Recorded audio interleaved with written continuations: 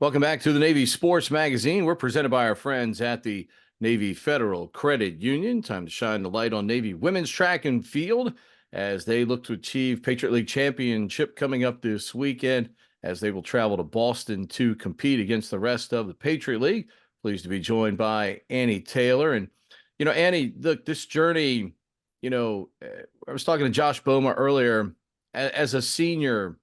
The finish line is somewhat in sight there on the horizon, but how do you block all of that out and continue to finish strong and put the finishing touches on what's been a pretty awesome journey as a student athlete here at the Naval Academy? Personally, I actually, rather than block it out, I like to keep it in mind. I think that remembering that for conference, this is my last time running indoor, and I want to do everything I can to leave it out there on the finish line. It's my last time running with some of my best friends inside on a track ever, and eventually at the end of the year, it'll be my last time running with them at all. So I think actually keeping it at the forefront of my mind that this will end soon is what helps us move all together, run as fast as we can, run as hard as we can, lean at the line, all those kind of things, knowing that these are the last memories I'm going to have of running.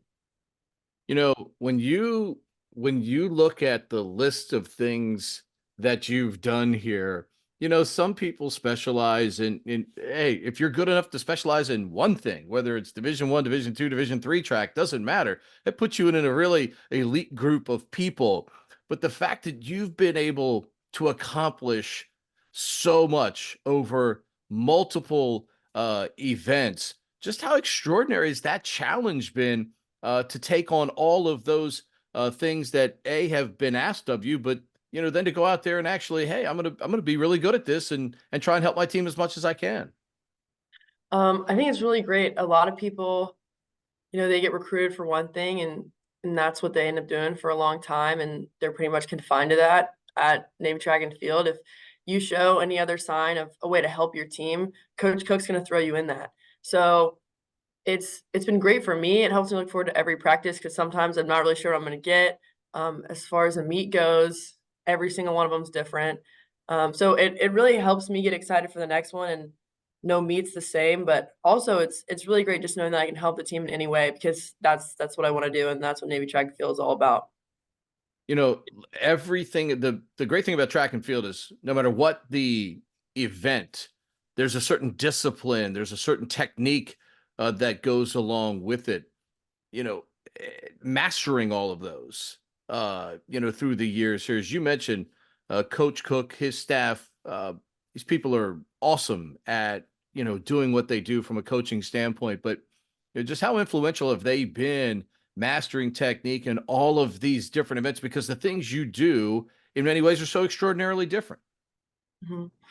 Well, first off, we have an amazing coaching staff, not just from a technical standpoint or even just a track standpoint. They're all of great character. They get along really well. I think that they've molded every single one of our athletes in a very particular way, in such a special way. They've really become more than just coaches. I feel like for a lot of people, they're role models, and um, I think that they've really shown us what it's like to have a really great leadership position, and I think we've all learned a lot from them. Uh, I think one thing that I really respect about them is their holistic coaching. So for me, we talked about the technique and how each event is different. While technique's a lot for me, one of the biggest roadblocks for me in the multi-event, in the pentathlon or heptathlon, is getting over if I do poorly or if I do well, whatever it is, moving on to the next event and mentally moving on to the next thing. And that's something that my coaches have not only had to, not only have they coached me physically, they've also coached me a lot mentally. And I'm not really sure how many other teams are blessed with that. For you, you mentioned the pentathlon, certainly on the outdoor side, the heptathlon, you were a state champion hurdler.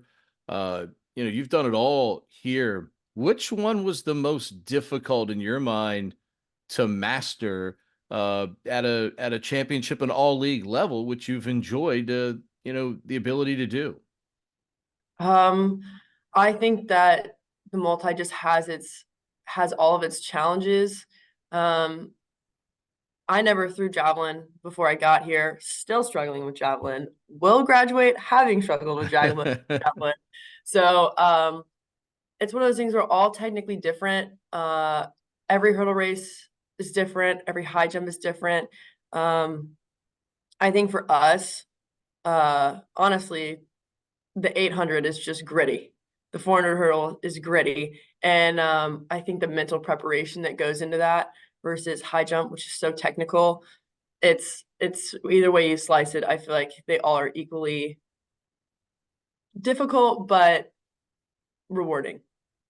Annie, we've all done it. We've all gone to a track. We've all seen a hurdle. We've all tried to jump over that hurdle.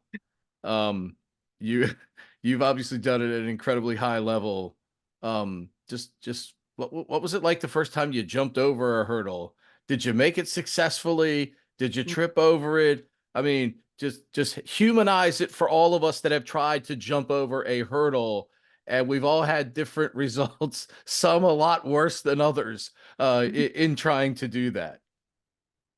Yeah, it was not pretty at all, at all. Well, especially because I did hurdles in high school, but it was really from the pentathlon perspective of still doing other things. So even on my fourth or fifth time hurdling, it was messy. So I used to take a million steps in between each hurdle, but the first time I went over one, I actually hit it so hard that for the next times that I was hurdling, like the next 3 or 4 times, they actually have these fake hurdles. You have like a wooden block, and they have they have these like red picks that go into them. So then when you hit it, the whole hurdle just crumbles apart. It doesn't hurt you at all. So actually, I got put on training wheels. So that's how bad it was the first time. See, that's exactly what the rest of us needed then. I mean, it's unbelievable to me. I think that's one of the hardest things to do. And just out of perspective, as a taller person, is it harder to hurdle as a taller person, or in your mind, is it easier for the shorter person to get over the hurdles? So yeah, this is something that Coach Johnson has definitely seen up close and personal when I've been hurdling, but it's just you don't want to be too high over the hurdle. You don't want to jump over the hurdle. But in my mind, if I'm already higher over the hurdle, I try to get low to the hurdle. So I end up just kind of like squatting over it. So instead of just running over the hurdle, sometimes I'll sink into it. So I think it's actually hurt me sometimes more than it's helped me, but I can't imagine when you watch the men hurdle, and I mean that is just their hurdles are so high I cannot even imagine. So I think it helps in some ways for sure, but for me personally, I kind of tried to fix it in the wrong direction. But we're working on it. We're working on it. So Hey, that's all that matters. There's a lot of championship hardware attached to your name. At the same time, heading to Boston, you all train in one of the best facilities in the world when it comes to indoor track and field. Uh, any different challenges going to Boston and obviously with a different facility? I think that the traveling's difficult. I mean, it's definitely far away.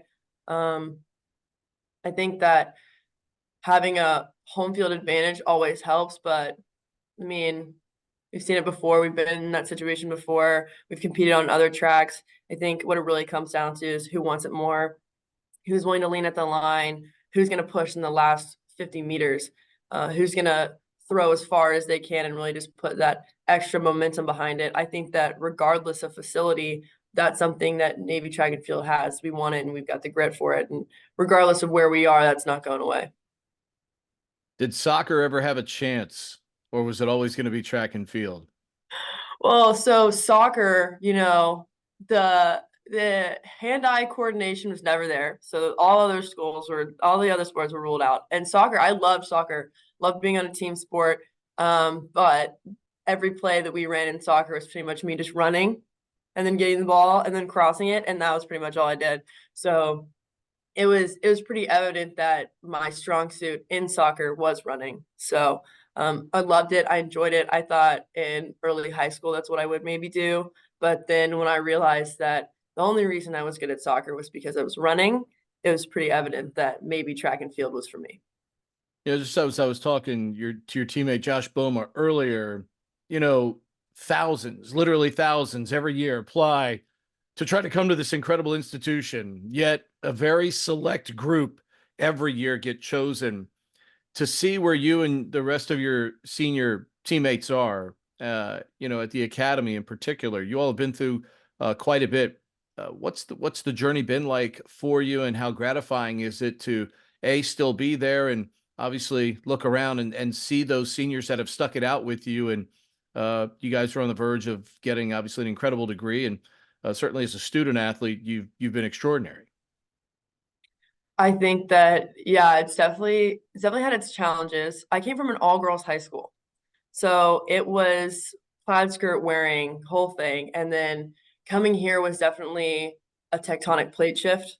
It's just a very different culture, very different environment. So personally, I definitely had a little bit of culture shock when I got here, but that also really allowed me to create new kinds of relationships I've never had before. So particularly with the track team, the seniors that I'm graduating with are have been a part of my life the day I got here and will continue to be a part of my life after I leave. We've been through individually, together, as a unit, on the track team, off the track. We've all been through our own stuff here. It's a challenging institution, but it's so rewarding, and seeing how everyone's gonna succeed and all the service assignments they got, it's phenomenal. What did you get? I'm Marine Ground, so I'm Marine Ground Select, so I'm excited. There's a couple other Marine Ground Selects on the track team, and yeah, it's really exciting. Yeah, awesome. That means those great relationships that you talk about will continue even into the Marine Corps. Extraordinary stuff, Annie. Appreciate you taking time for us. Best of luck to you and your teammates up in Boston this weekend, and bring back some more hardware. Thank you.